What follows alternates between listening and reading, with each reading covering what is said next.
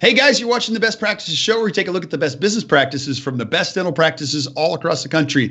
And when you're building a business, one of the things that you're trying to figure out is, how do we make this practice independent of us? And I have got an expert, Arun Narang. You do not want to miss this. And he's going to give us the secrets to how to make your practice independent of you, who's the dentist. So do me a favor, grab a pen and hit the share button. We'll see you in a second.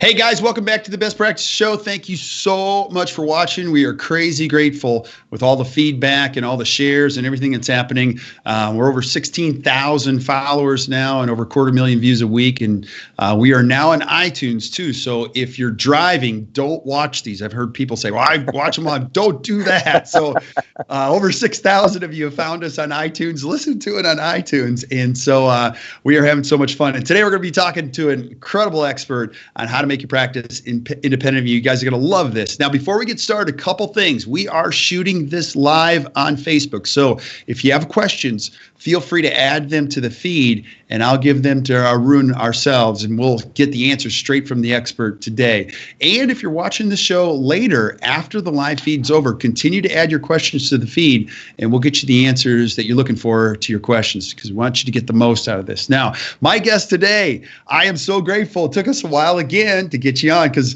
a lot was going on with you, and we are just so happy to have you on. And I know who you are, Arun. You've been an incredible mentor and a leader at the AACD for many years. You've got an excellent practice where you're at actually 3 practices, and we're going to talk about that.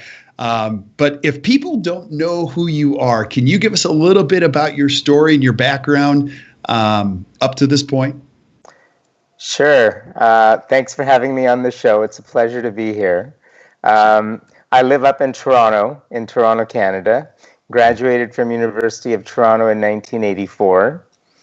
Spent a few years living in the States too. I grew up in Wisconsin, in Madison, Wisconsin. So went to school there, and then did my undergraduate and my dental degree up here in Toronto. And associated probably for the first 2.5 to almost 3 years with Trident Dental Centers in Canada. Like, they were sort of a retail, a group of dental offices that used to be in mall locations, and were very well known in Canada. It was a good kind of experience, sort of learning the business side of dentistry while I developed my my skills as a dentist. And then I opened my first practice in '87.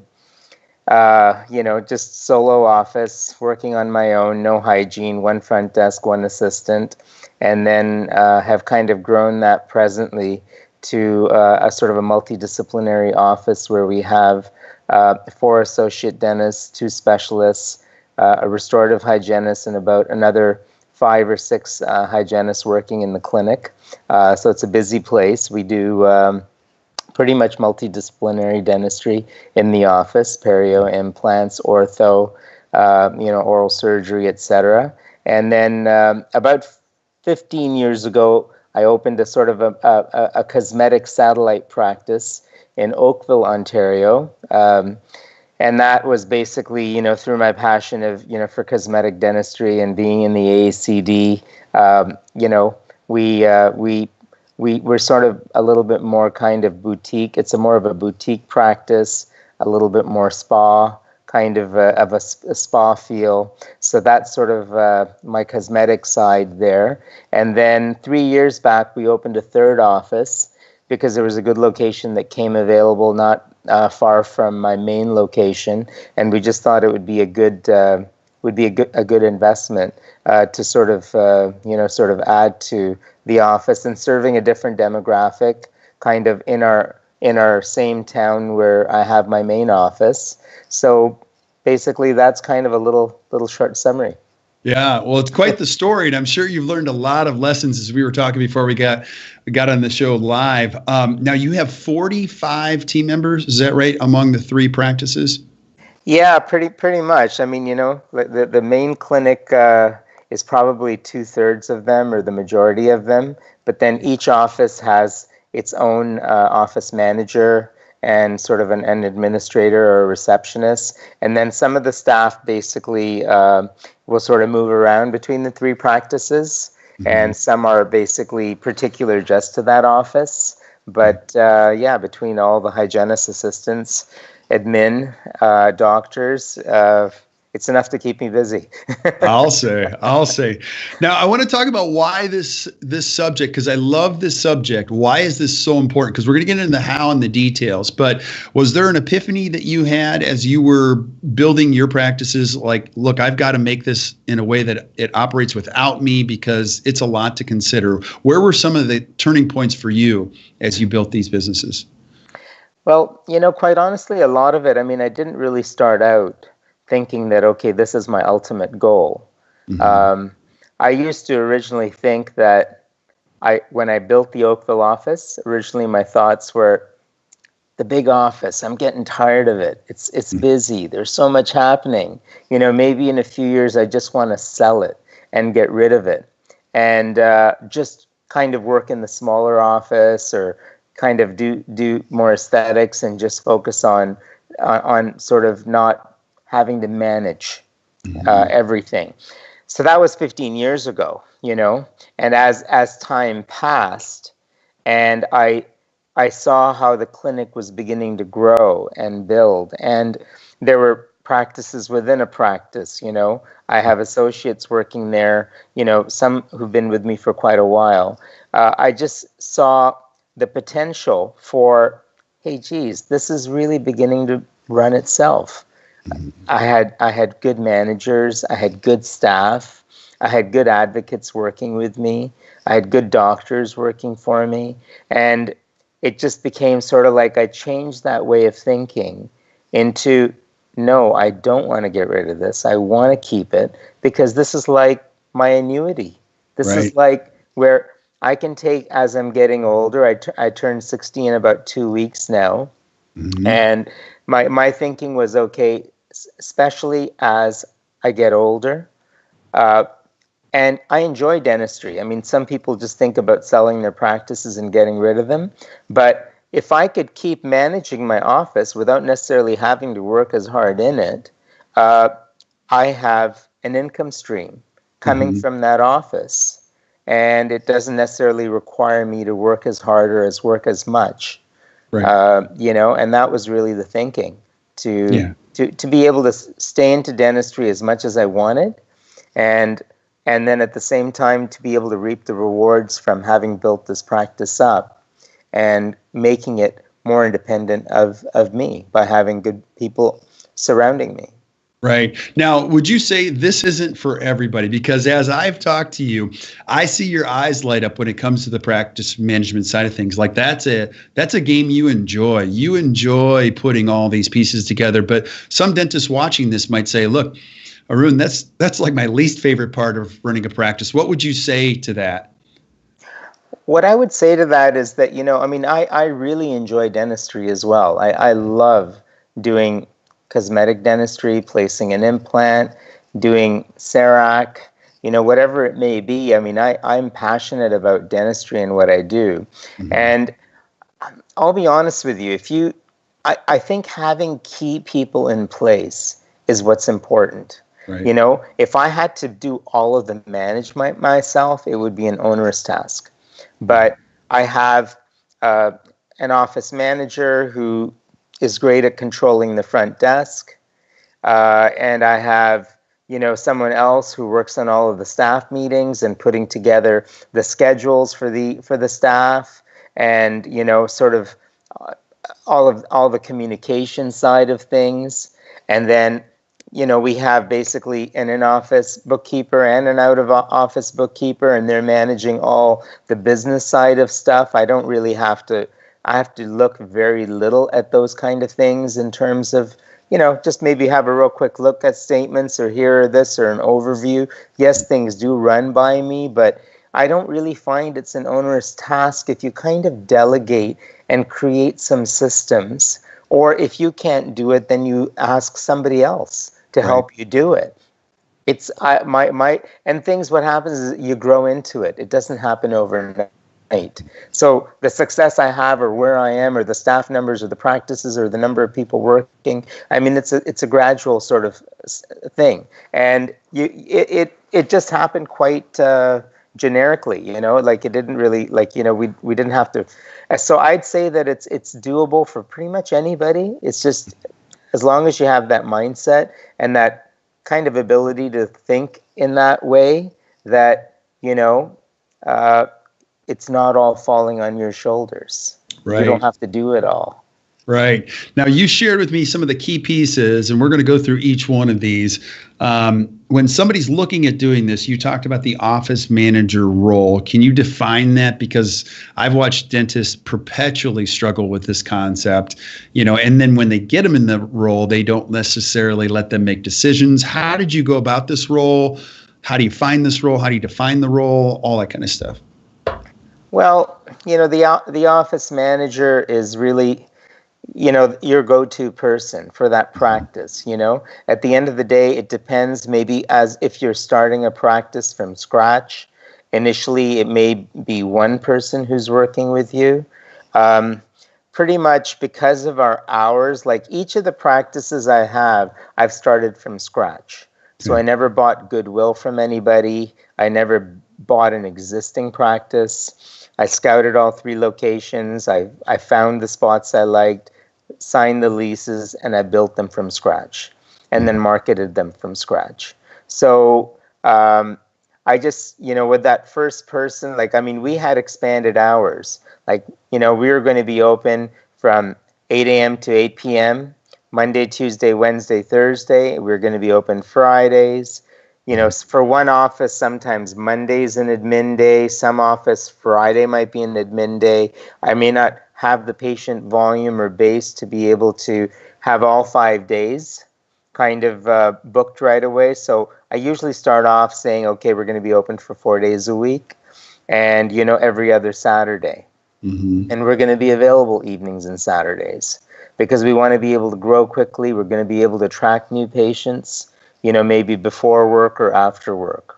Okay. And then fill in the rest of the schedule from there. So, for me, the key was hiring somebody who's going to be my advocate, who's going to be my representative at the front desk, someone who's going to be very service oriented, someone who's going to and to me, that's the key. That's the key. I need to have somebody who's going to be friendly, somebody who's going to be go above and beyond the call, of being able to provide just regular service. It's got to be someone who's going to provide extreme service or amazing service that people are going to rant and rave about.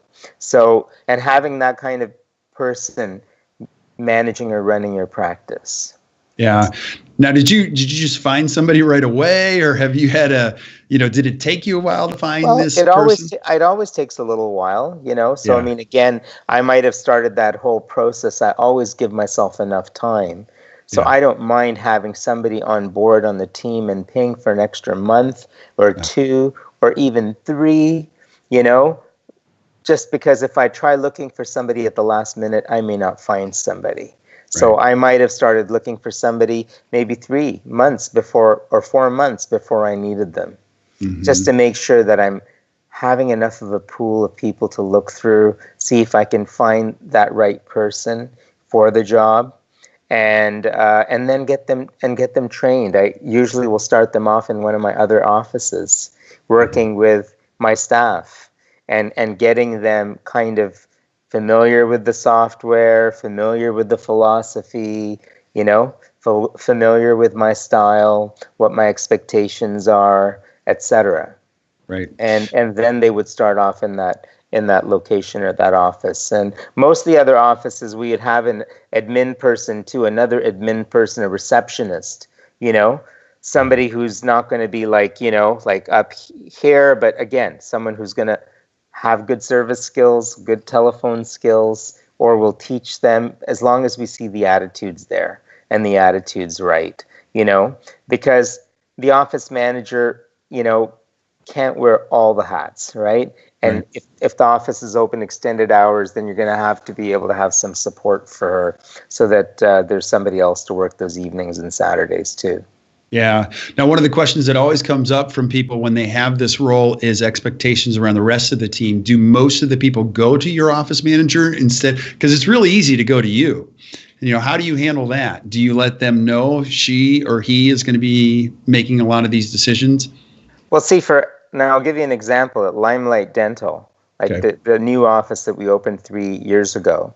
I basically am there 3 hours once a week, and I go in there for one Saturday a month for about 5 to 6 hours. Okay. So they have to go to her because I'm not there. Yeah. But she can communicate with me via email. Other staff can communicate with me via email, whether it's, so email becomes such an indispensable, tool in terms of being able to, manage multiple staff, multiple offices. I can log into each of the servers at each of the locations, look at the schedule, see who's coming in, see what's going on.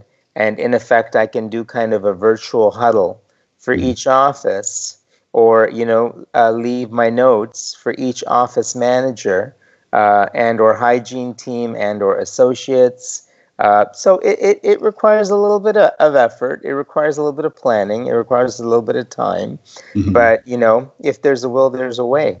Absolutely. And questions are coming in. Our good friend Deepak he always asks great questions. He says, one mistake I've seen is that a dentist expects an office manager to simply handle everything and make the dentist's life awesome. But expectation setting, follow-up, and oversight by the doctor is still important. And you gave us a little bit of this, but any additional pearls you have on this as far as your overall, oversight of all of this? Yeah, you know what? I'm very hands-on. So I'm involved, but I'm not doing I'm not doing all the minuscule stuff, right? I'm trying to make the big decisions. I'm trying to make the leadership decisions, as far as the management, the day-to-day, the creating of the schedule, the talking to people, et cetera, et cetera. I'm going to leave that to my front desk person or manager to be able to do it. But absolutely, you have to still be involved in the process, and you still have to be, willing to, be available to,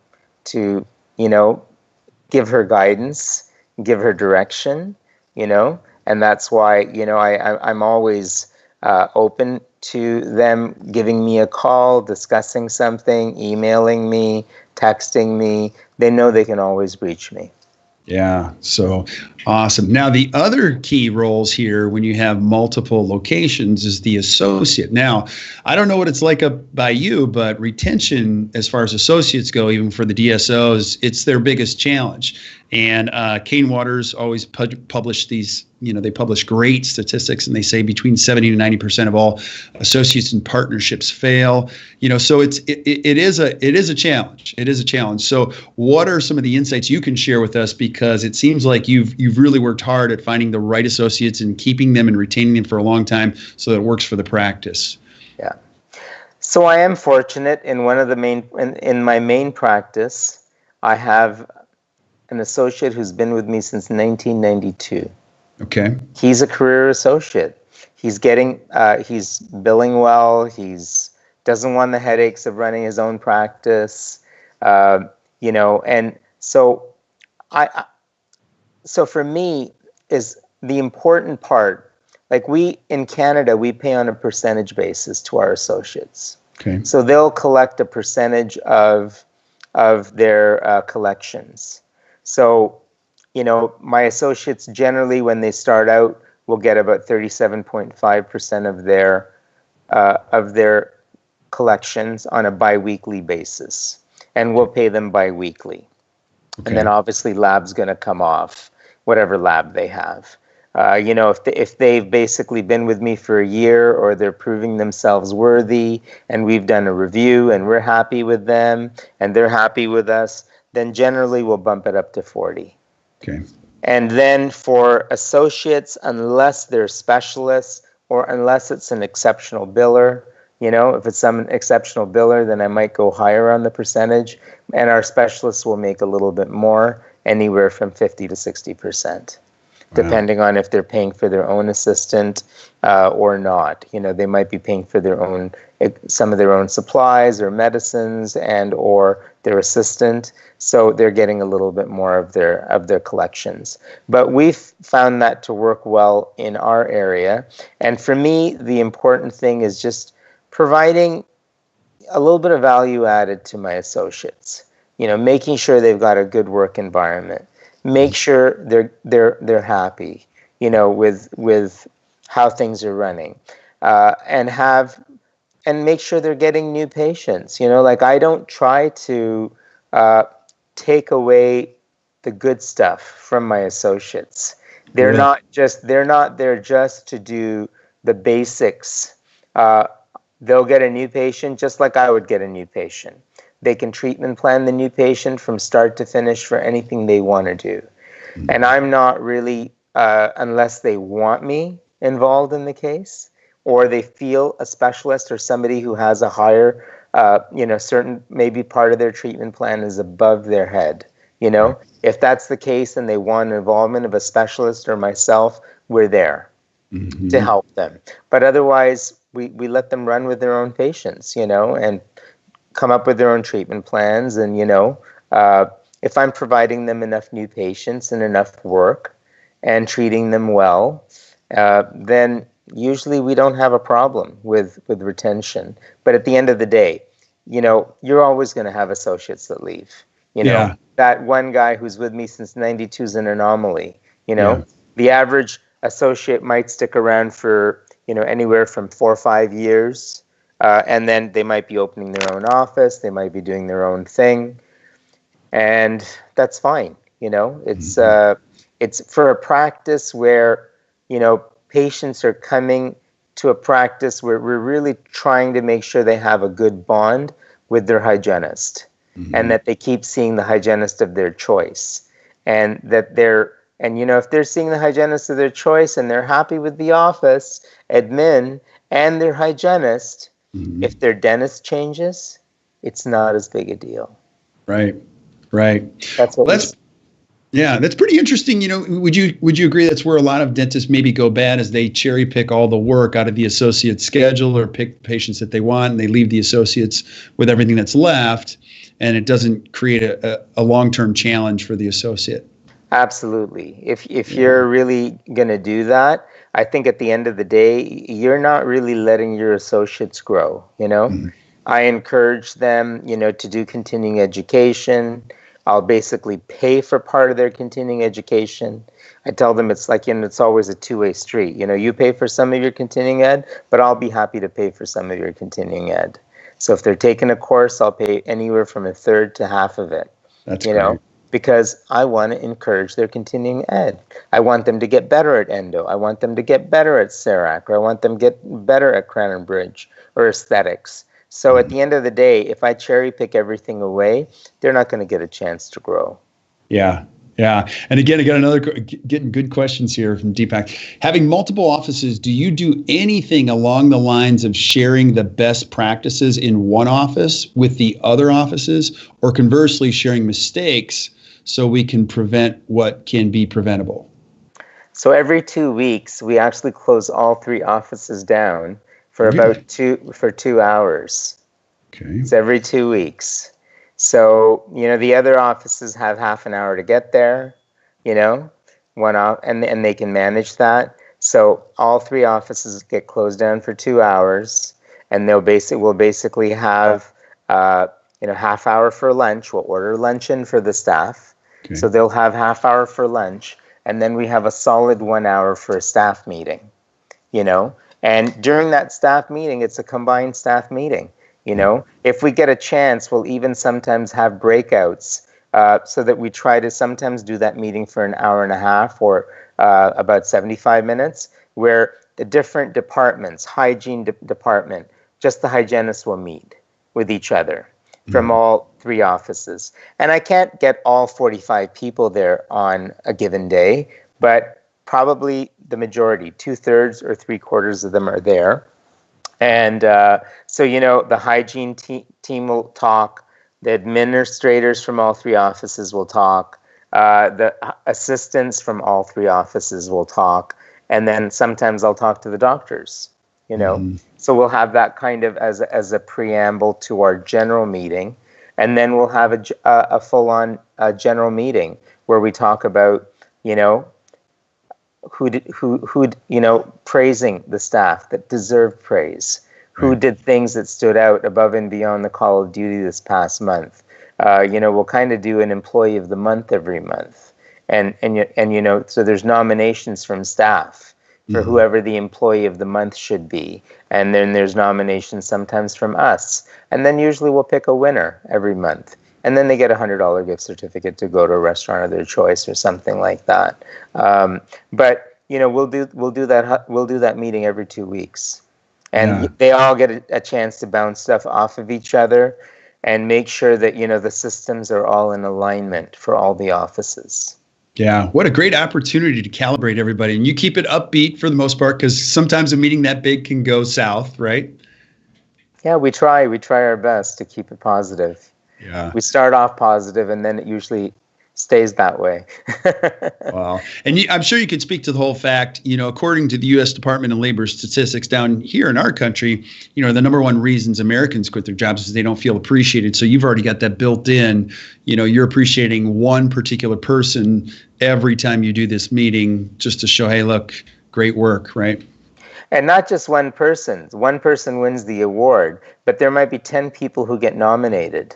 And by different staff members, by us. And you know what? It's still validation. Everyone loves to be singled out for, hey, you stepped in and you filled that shift when so-and-so was sick. Thank you very much. We really appreciate that you did that, or so-and-so went above and beyond the call and, helped in some other way or whatever it may have been. So, multiple people will get sort of appreciated. We'll have one person who'll kind of do the thought of the month. So everybody, like one person will come that day to the staff meeting with a thought of the month, and then they'll present that thought of the month. We talk about goal setting. So we have a goal each month. And then if we achieve our goal, then, everyone shares in a bonus for the month. So that we discuss our previous month's numbers. How did we do? Did we achieve our goal? And, what did the different departments do? And so everything's kind of open. The money side of it isn't being hidden by to staff. They know how the office is doing, because, in effect, like if we want to be goal setting, they have to know how the office is doing so that they can contribute to the success of the office and contribute to their own success.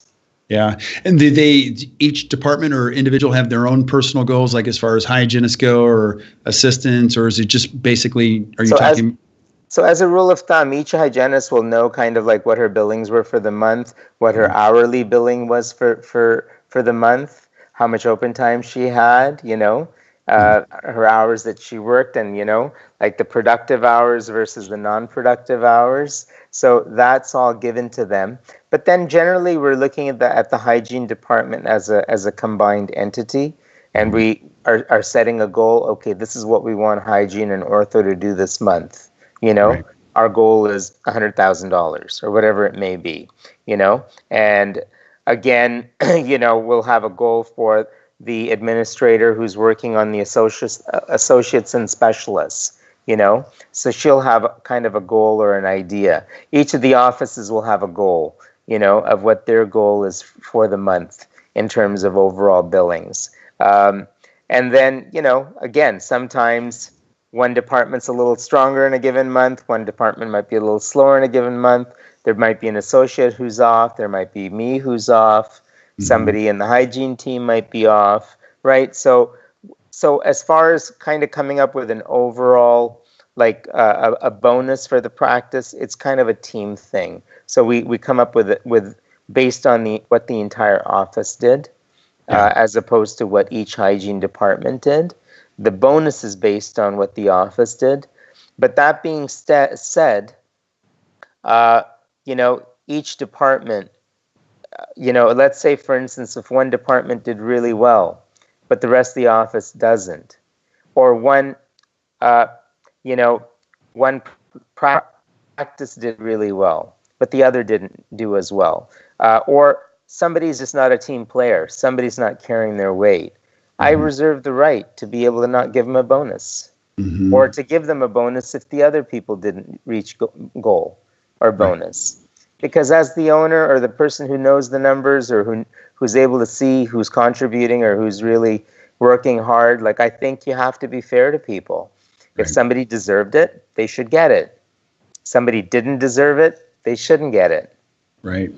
I don't want the strong people carrying the weak people. Right. Now, that's a pretty hot topic too, because I get that question all the time. You get into circumstances where team members consider it a right. It's a right to get a bonus, and really it's a gift. It's a gift that you choose as the owner, based on merit or on contribution. Absolutely. Absolutely. So, I mean, again, at the end of the day, I'll be honest with you, pretty much everybody on our team's on the same page. Right. Because we just get rid of the people who aren't, Right.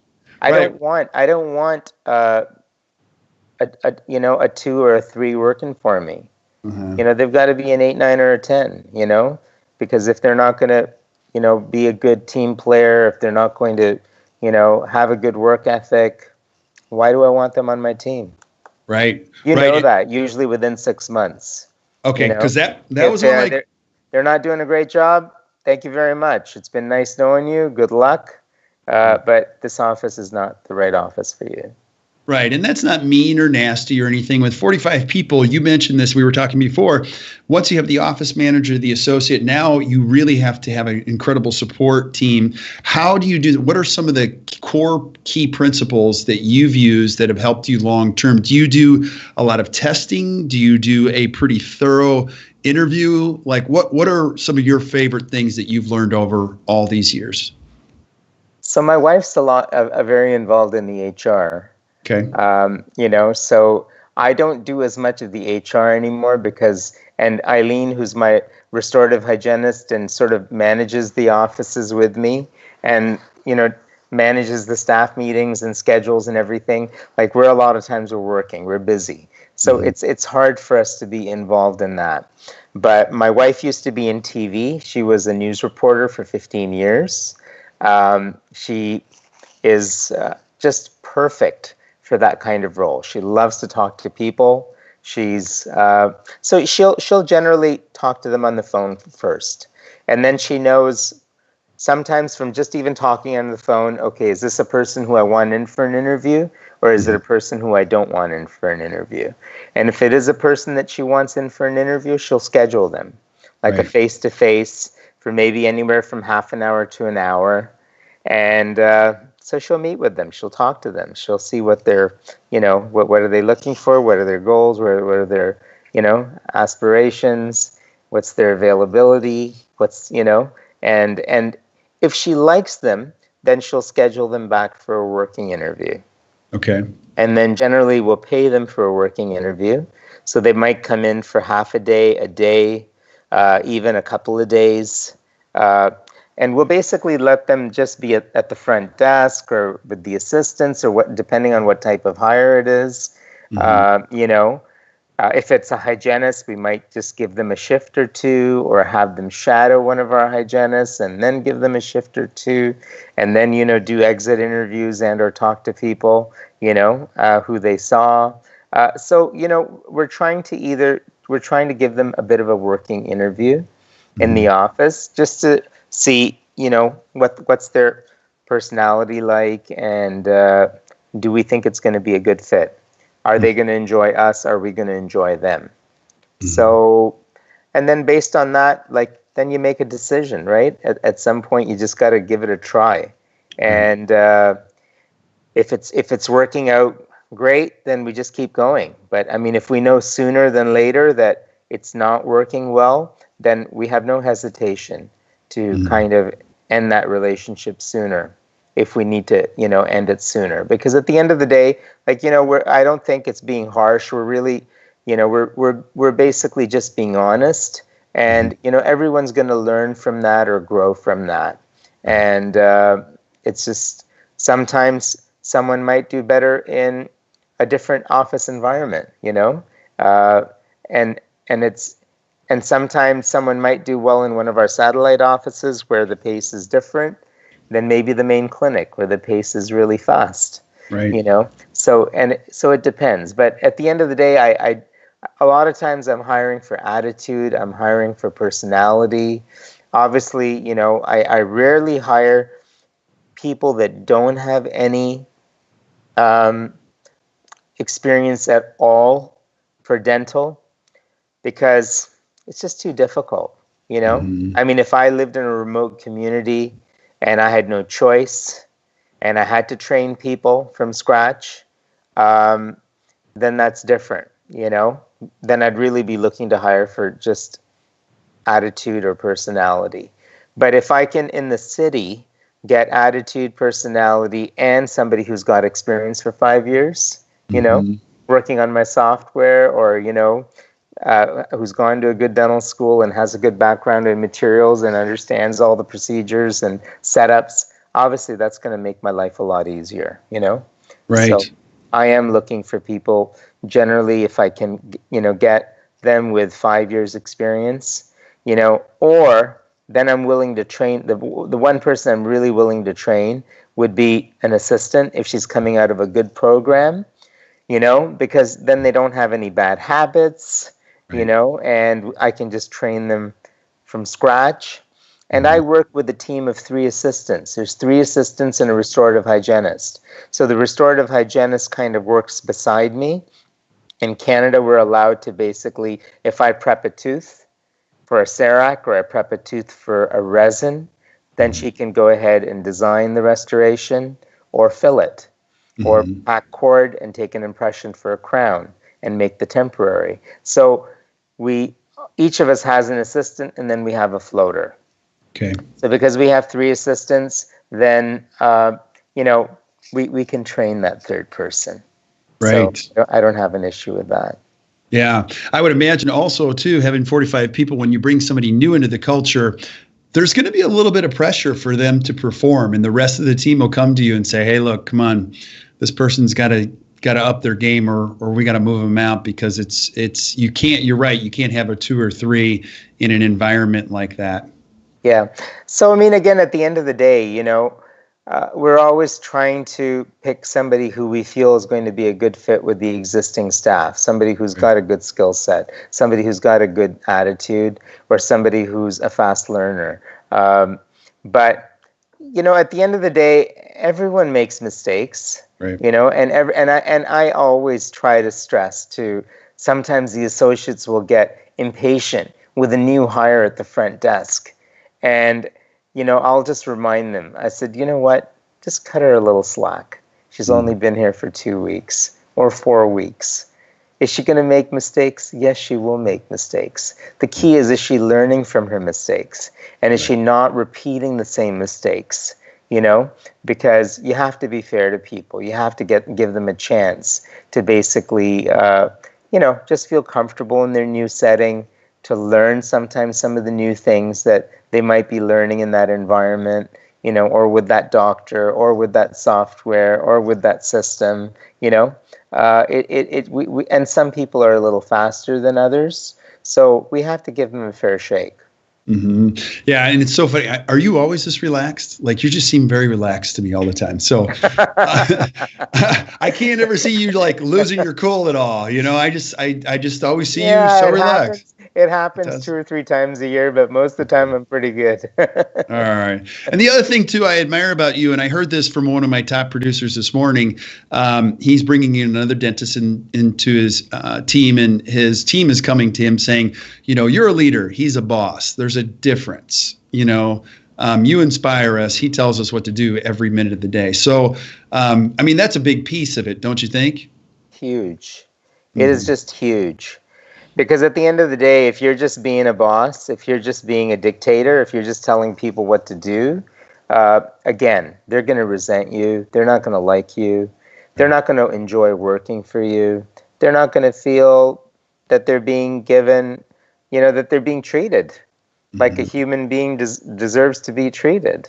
But if I'm going to treat each of my staff, whether it's a doctor or administrator or an assistant, with respect, or tell them when they're doing something right, or praise them, or encourage them to grow, encourage them to learn, take them to continuing education, our staff gets those opportunities. Every year, I'll usually take about 5 of my team members to the AACD meeting, and that'll be their reward for for contributing to what they did. And if they didn't make it a chance to go out of town, then they'll have opportunities to maybe do continuing education in town when we're going to courses or doing things. So at the end of the day, yeah, you have to treat people right, and you have to treat them with respect. Yeah, and that was my next question too. You described how you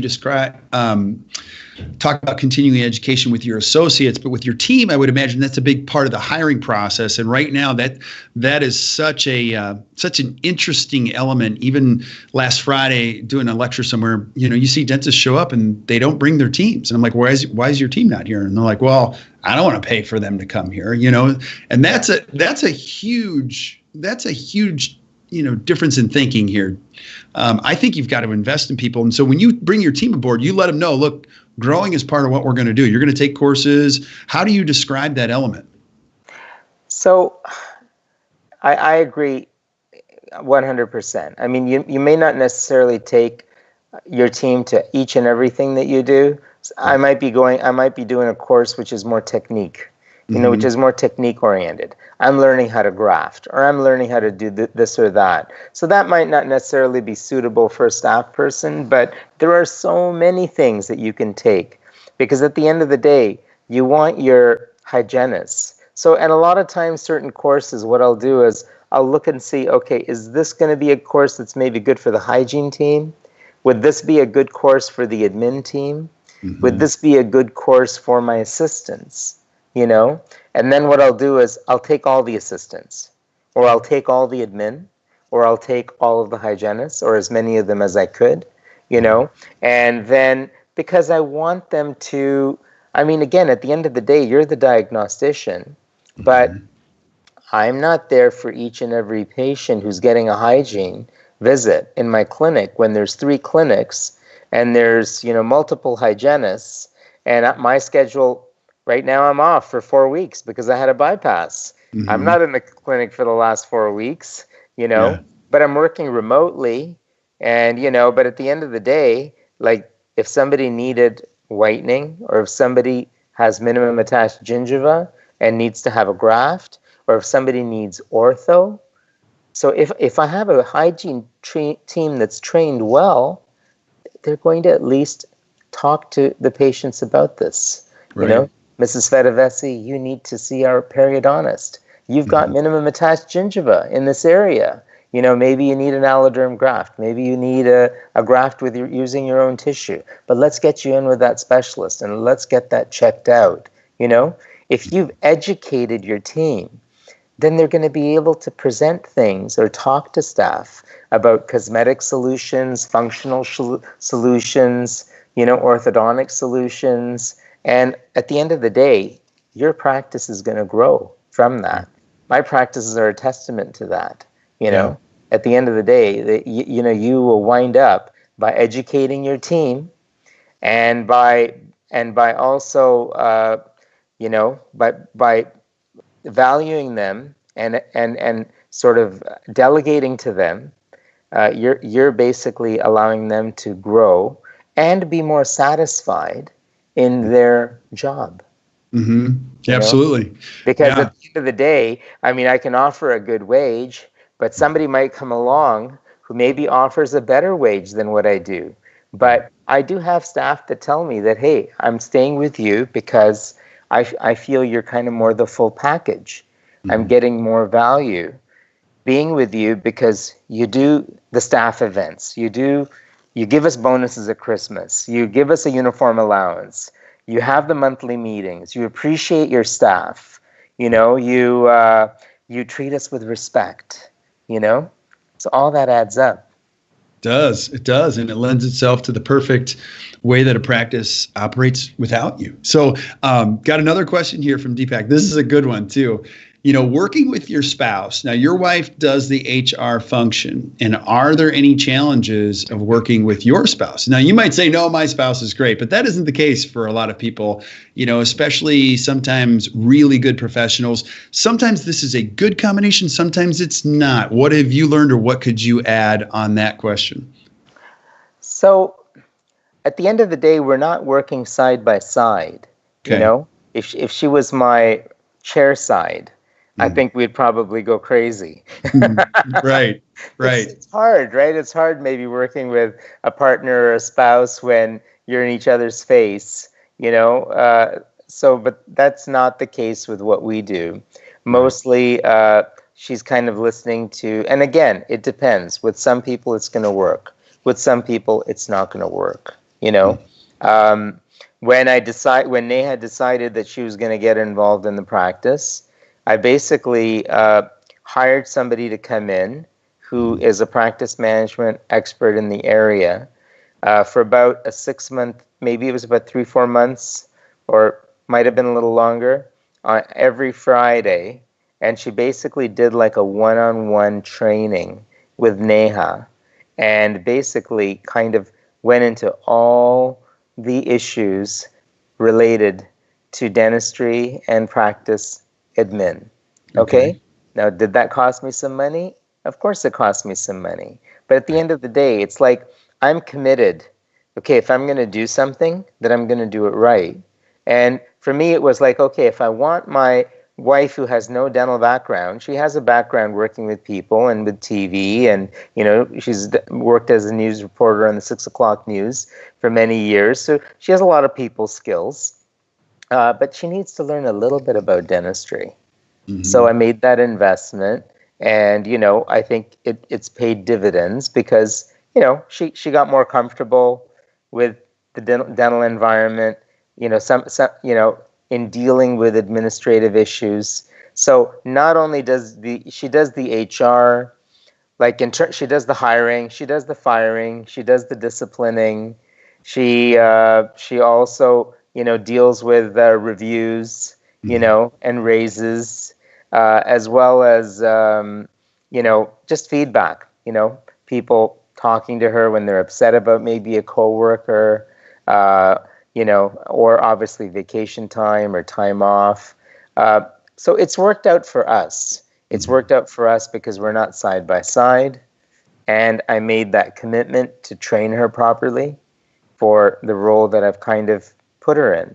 And, you know, she's done some HR courses. She's, you know, where we need some outside intervention or involvement, you know, just so that we don't run into a labor issue, or so we don't run into a human rights issue, we'll deal with a lawyer, you know, outside of the office to give us some certain advice if we're having trouble with an employee. Sometimes if it gets to a point where, you know, things are not going that well with a particular staff member, I may then just get because I have 3 senior people in the main clinic.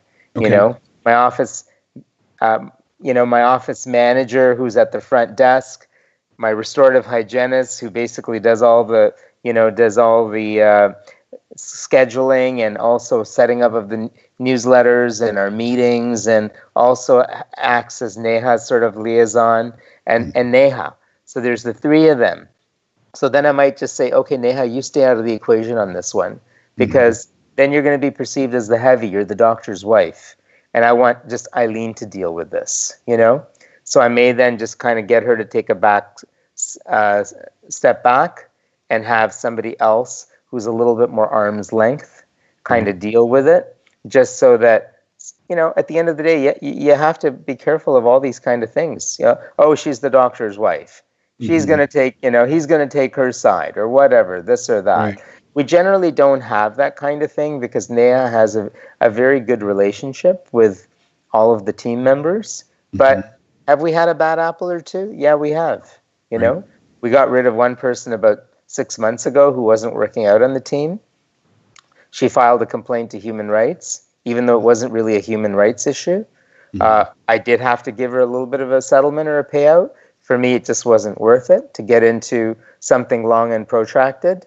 Wasn't something over the top, but it was fair for her and it was fair for me, and it got rid of somebody who I felt who was like a cancer in my office, Right. And then somebody else, who resigned recently, we had, within the last year, we've had 2 people who really weren't contributing to the team. And they're both gone. Yeah.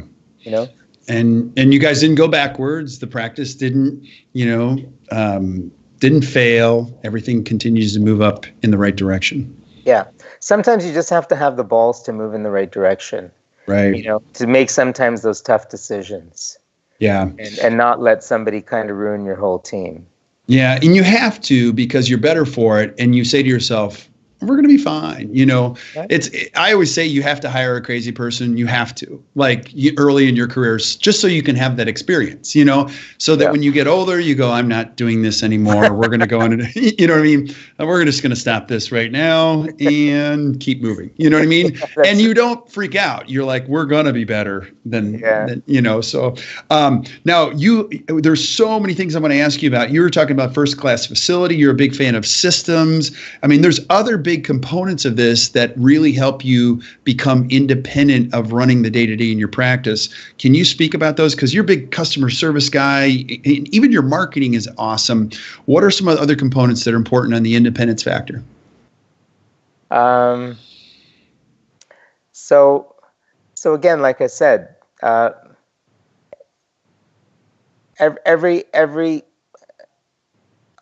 every office is going to basically do well if every department has their act together, So my hygienists know, there are certain systems that are in place for them. I expect them to do a peri-evaluation for their patients, whether they charge for it or not, once a year. That peri-evaluation is going to get done. And based on that, peri-evaluation, if there was a dentist in the practice who the patient belonged to, then, basically they'll call that dentist in so that they can share that eval. And if there was a doctor who wasn't in, then it'll get sent to us via secure mail or secure email. The evaluation, what were the findings, what are the recommendations? Does this patient need to have laser gum therapy? Do they need to see the periodontist? Do they need to be on a 3 or 4 month recall, or whatever it may be, So there's systems in place for the hygiene team in terms of being able to, there's worksheets for them in terms of setting up their patients' appointments if they need to come back for multiple appointments, So they have their own systems and or, if they're going to set patient up on 3 month recall or 4 month recall, if they have to clear their continuing care line, or if they have to do something in Dentrix to be able to make sure it's set up properly, they know what they have to do. And likewise with admin, there are protocols for when a new patient calls in. How are you going to talk to them on the phone? What information do we need to get? There might be a sort of a routing slip or a new patient slip for introducing a new patient to the practice, getting their insurance information so we can have their insurance set up already when they come into the practice, or maybe get it as soon as they arrive, making sure that they've gotten their forms online, or that they're going to have their forms filled out, when they come in, whatever it may be. So, and even with my team, when I see a new patient, they're going to be booked anywhere from maybe 60 minutes to 90 minutes, depending on, what their needs might be. Are we going to do photographs their first day that they come in? Are we going to basically do, we're going to do a full set of x-rays. We're going to basically do a full clinical record in the computer. We're going to do their period charting. We're going to, do their exam with the doctor. So every department, everybody kind of knows, okay, that patient's going to get a tour of the office, be introduced to the people that are working in the office, maybe get shown some of the certificates of their doctor, or, what their doctor's doing, or, what they're good at, or what their achievements are. Just, it's every department knows what their job is, what their role is in treating a new patient. So I think when you kind of have those, it does show that, hey, yeah, this place is on the ball. They know what they're doing. Look how thorough they were in their introduction, to their practice or to their team, or look how detailed their examination was. I've never had somebody spend that much time checking my teeth, or looking at my gums, or doing an oral cancer screening, or taking photographs of my teeth if I'm interested in aesthetics, or talk to me about whitening, or talk to me about, needing orthodontics, or whatever it may be. So, it's just about trying to really wow the patient. Yeah.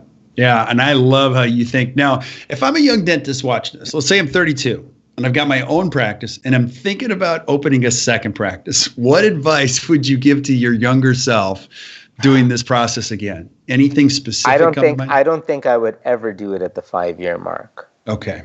I personally, unless and everyone's different, because I see younger guys that are out there, and they're interested in maybe not necessarily practicing dentistry, but making more money, and or getting into multiple locations, or growing, so there's different ways of doing it, you